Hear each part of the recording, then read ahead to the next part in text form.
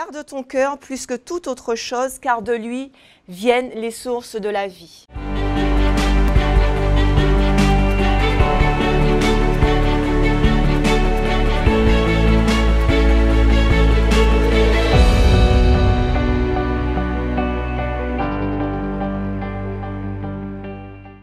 Bonjour à tous et à toutes. Il y a aujourd'hui vraiment beaucoup d'occasions pour lesquelles en fait on peut être en colère. Ça peut être par rapport à des situations familiales, des situations professionnelles, par rapport à une hiérarchie, par rapport à des collègues qui nous font subir des choses qui sont difficiles. Ça peut être par rapport à des situations de vie. Par exemple, je peux te prendre un exemple, tu es une femme, tu as des enfants et ton compagnon ou le père de tes enfants devrait par exemple verser une pension alimentaire, mais il ne le fait pas. Alors, ça suscite chez toi de la colère. Et donc, nous sommes véritablement exposés dans nos vies, dans des situations quotidiennes, dans des situations banales, je dirais même, on le vit tous, sur la route, quelqu'un qui nous fait une côte de poisson ou qu'importe les situations. Mais il y a à un certain moment, une colère qui vient, une colère qui surgit. Et en fait, il y a plusieurs attitudes que tu peux avoir face à cette colère qui naît en toi. Parce que tu la sens monter, cette colère. Tu sens qu'en toi, il y a une contrariété. Et c'est vrai que la conséquence de cette colère, ce serait vraiment de faire grandir en toi, nourrir en toi, habiter en toi une certaine amertume, une certaine rancœur, jusqu'à même avoir, pour certains, dans certaines situations, une pensée de vengeance. La colère peut vraiment te mener très très loin. Et ce que je suis venue te dire ce matin, c'est de véritablement abandonner la colère, parce que c'est un choix qui n'est pas un bon choix, bien évidemment. Tu as toujours deux choix, le choix de la vie ou le choix de la mort. Et la colère n'amène absolument pas à la vie. Elle conduit même effectivement à la mort. Ça peut être ta propre mort, ça peut être la mort de quelqu'un d'autre. Mais quand je parle de mort, je ne parle pas forcément de mort physique. Je parle aussi de mort spirituelle, je parle aussi de situations qui vont détériorer. Par exemple, on voit beaucoup de familles dans lesquelles, surtout, en fait, chez nous, par exemple, aux Antilles, nous avons beaucoup de familles qui sont divisées à cause de problèmes d'héritage, par exemple, à cause de divisions. Et ça éclate en fait les familles et ça crée véritablement beaucoup de dégâts. Beaucoup d'enfants aussi ont été blessés dans leur vie par rapport à des situations familiales et ont du mal à s'en sortir. Alors moi, je suis venue aujourd'hui de la part du Seigneur te donner une bonne nouvelle parce qu'il y a une solution, bien évidemment. Il y a, comme je te le disais tout à l'heure, un choix à faire. Ce choix, en fait, c'est de véritablement garder ton cœur parce que la parole de Dieu nous dit dans Proverbe 4, 23, « Garde ton cœur plus que toute autre chose, car de lui viennent les sources de la vie. » Effectivement, il ne faut pas laisser cette colère, elle peut rentrer, ce sont des choses qui arrivent, mais il ne faut pas garder cette colère dans ton cœur. Et il faut vraiment que tu ne peux pas le réussir effectivement de tes propres forces. Tu as besoin pour pouvoir chasser cette colère, pour pouvoir dominer cette colère, pour pouvoir résister même à cette colère, tu as véritablement besoin de la présence de Dieu, tu as besoin du Saint-Esprit et tu as besoin de l'onction du Seigneur qui va t'aider. Et c'est vrai que ces situations qui nous poussent quelquefois à être englués dans cette colère, nous pouvons en sortir, si tu ne l'as pas encore fait, c'est véritablement en remettant ta vie à Dieu, en faisant alliance avec lui. C'est la solution, c'est lui seul qui te permettra de sortir de cette situation parce qu'il t'apportera un secours, un réconfort et avec sa parole, il te donnera véritablement la force de sortir de cette colère. Et sa parole, justement, que te dit-elle? Elle te dit dans le psaume 37, 8, « Laisse la colère, abandonne la fureur, ne t'irrite pas, ce serait mal faire. » Et face à des situations, par exemple, je suppose que ça t'est déjà arrivé au supermarché, il y a des gens désagréables, on va dire, qui ont une attitude qui est désagréable. Et face à ça, il n'y a rien de mieux que de réagir dans le calme. Parce que, encore une fois, la réponse douce, calme la fureur. Et Dieu a véritablement pour nous, pour toi, pour ses enfants, un plan de paix. Et c'est vrai qu'il y a quelque chose aussi qui peut nous mettre en colère, c'est le plan, la situation dans laquelle on se trouve. Par moments, on ne comprend pas, mais pourquoi moi? Pourquoi est-ce que c'est à moi que cette maladie, pourquoi est-ce que c'est sur moi que cette maladie tombe? Pourquoi est-ce que ma famille est comme ça?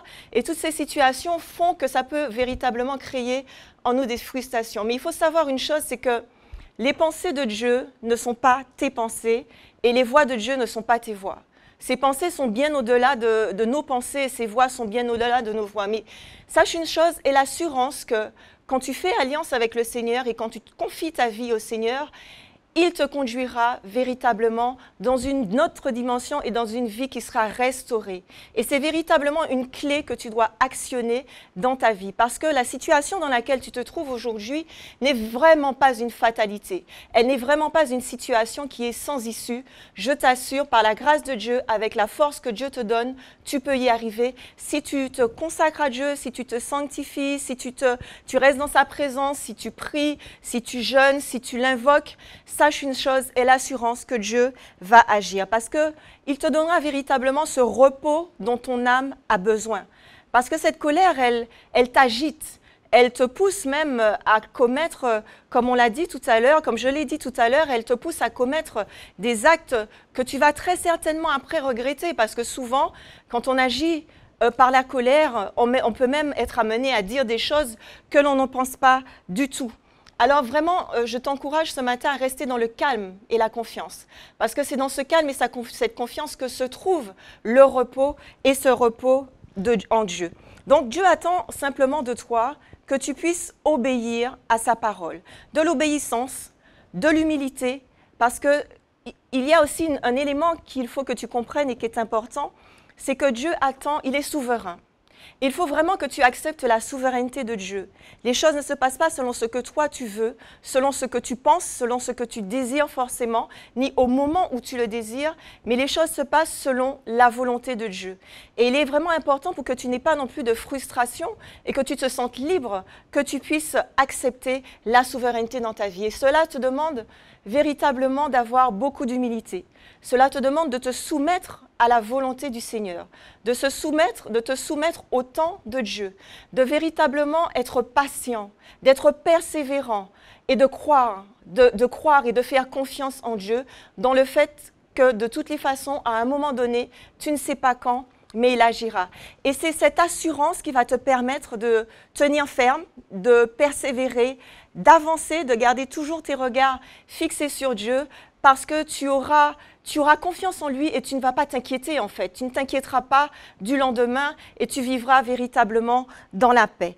Et Dieu veut que nous soyons tous en fait des chrétiens qui puissions apporter cette vie et qui puissions donc donner vie à Dieu dans notre quotidien. C'est lorsque tu agiras comme ça, selon la parole de Dieu, que tu manifesteras ses œuvres, que tu agiras, que tu t'éloigneras du péché, que tu seras dans le calme, dans la confiance. C'est ainsi en fait que chaque jour, tu donneras vie à Dieu. Et souvent, on dit que Dieu est éloigné de nous. On se dit qu'il pourrait changer nos situations, nos circonstances. Mais sache une chose, c'est que Dieu n'est pas un magicien.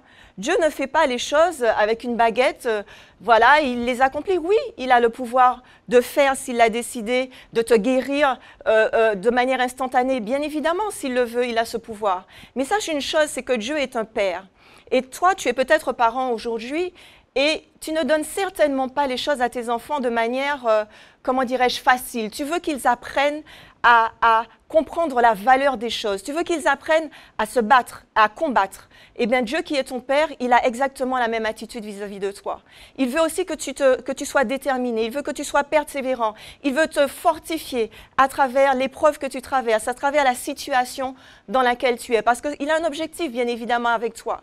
Son objectif, c'est de pouvoir faire de toi un témoin. Son objectif, c'est de pouvoir faire de toi quelqu'un qui va toucher les autres de par son attitude, de par ses réactions, de par en fait les valeurs tout simplement qu'il va mettre en avant dans sa vie au quotidien. Et c'est comme ça que chacun de nous, chaque chrétien, pourra véritablement impacter la société là où il se trouve, lorsque les autres verront que le Dieu que nous servons, que le Dieu que nous croyons, en qui nous croyons, pardon, est un Dieu qui opère en nous des transformations et qui est capable de nous changer. Et c'est ce témoignage-là véritablement qui, au-delà des mots, au-delà de tout ce qu'on pourra dire, c'est véritablement ce témoignage-là qui va toucher les cœurs et qui va impacter. Donc, si je peux te dire quelque chose aujourd'hui, c'est de véritablement faire alliance avec le Seigneur, de vraiment choisir la vie, parce que, comme je te l'ai rappelé tout à l'heure, il y a deux chemins, et nous le voyons tous les jours, et tu le sais, ça va te paraître évident, mais réfléchis bien à ce que je vais te dire. Dans la vie, dans la mort, il n'y a pas de vie. Dans le péché, il n'y a pas de vie. Dans la colère, il n'y a pas de vie. Dans tout ce que tu pourras faire qui n'est pas selon la volonté de Dieu, il n'y a pas de vie. Et je t'encourage à véritablement réfléchir quand tu dois faire un choix. Le choix que je fais, mène-t-il à la vie ou mène-t-il à la mort? Et en fonction de la réponse que tu auras, bien évidemment, tu sauras quel choix tu dois faire. Et ce choix, quand tu auras choisi la vie, quand tu auras choisi l'obéissance, eh bien, tu auras comme fruit la justice, tu auras comme fruit la réconciliation, par exemple, dans la famille, la réconciliation au niveau même de ton travail. Tu seras véritablement un instrument de paix entre les mains du Seigneur. Alors, pour conclure, je te dirais tout simplement que vraiment, Dieu t'attend. Dieu attend que tu puisses avoir cette attitude. Dieu attend que tu puisses véritablement lui soumettre à lui, parce que sache une chose, c'est que quelle que soit la situation dans laquelle tu te trouves aujourd'hui, si tu crois en Dieu, tout va concourir à ton bien, parce que sa parole dit que tout concourt au bien de celui qui aime Dieu et qui est appelé selon ses desseins. Donc, je te dis à bientôt, que le Seigneur te bénisse.